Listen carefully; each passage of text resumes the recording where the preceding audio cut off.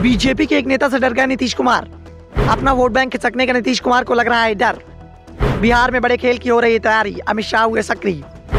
नीतीश कुमार हैरान हैं, परेशान दिखाई दे रहे हैं। वोट बैंक लगातार खिसकता जा रहा है, मुश्किलें कम होने का नाम नहीं ले रही। इसकी चिंता उनके चेहरे पर दिखाई दे रही है और लगातार वो बार बार लोगों से कह रहे हैं कि दिल्ली वाला आएगा, आपको बहकाने की कोशिश करेगा, कुछ जातियों पर कब्जा करने की कोशिश करेगा, उससे बच कर रहिएगा।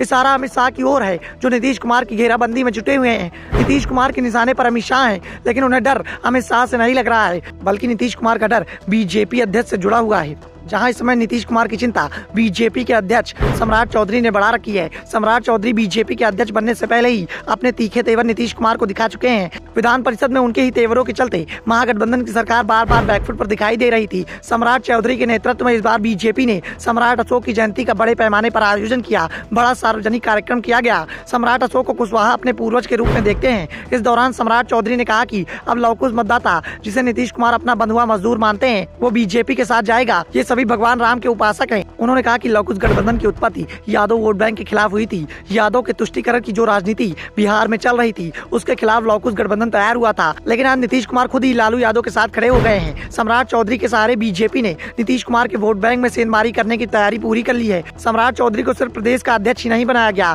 बल्कि उनके नेतृत्व में ही बिहार में लोकसभा और विधानसभा चुनाव लड़ने की तैयारी भी हो रही है। बीजेपी की ओर से इस बात के संकेत भी दिए जा रहे हैं कि 2025 का विधानसभा चुनाव पार्टी सम्राट चौधरी के नेतृत्व में ही लड़ेगी।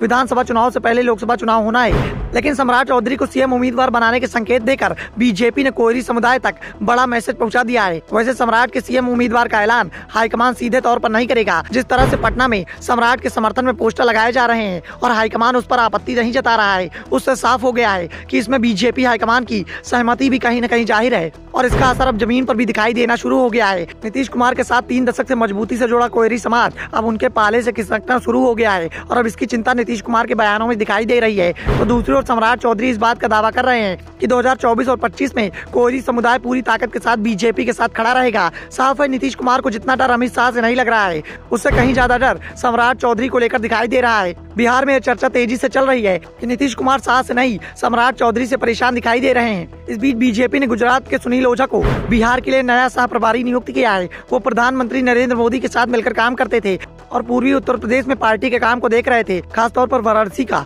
जो पीएम मोदी का चुनावी क्षेत्र है। सुनील ओझा की नियुक्ति के साथ साथ बिहार में बीजेपी के 2 प्रमुख पदाधिकारी गुजरात से हो गए हैं। बिहार बीजेपी के संगठनात्मक सचिव बेखू भाई दलसानिया और प्रदेश बीजेपी के सह मंत्री सुनील ओझा भी शामिल हैं। कुछ दिनों पहले गुजरात में रहने वाले सुनील ओझा को पार्टी ने वाराणसी ट्रांसफर कर दिया था। 2018 में पीएम मोदी के निर्वाचन क्षेत्र से उन्होंने एक मतदाता के रूप में खुद को रजिस्टर कराया था। बीजेपी ने इस बार बिहार को अपनी प्राथमिकता में सबसे ऊपर रखा है। दरअसल बीजेपी के लिए बिहार हमेशा से एक चैलेंज रहा है, पार्टी के लिए लगातार चुनौतियां पेश करता रहा है। अब 2024 के लोकसभा चुनाव से पहले भारतीय जनता पार्टी ने नए राज्य इकाई प्रमुख और नए प्रभारियों के साथ अपनी रणनीति को तैयार करना शुरू कर दिया है। बीजेपी से अलग होने के बाद जेडीयू और आरजेडी के साथ आना भारतीय जनता पार्टी के लिए गंभीर चुनौती है, क्योंकि ये दोनों ही दल जातिगत समीकरणों में बीजेपी पर भारी पड़ते हैं। इसलिए बीजेपी यहाँ विशेष जोर लगा रही है।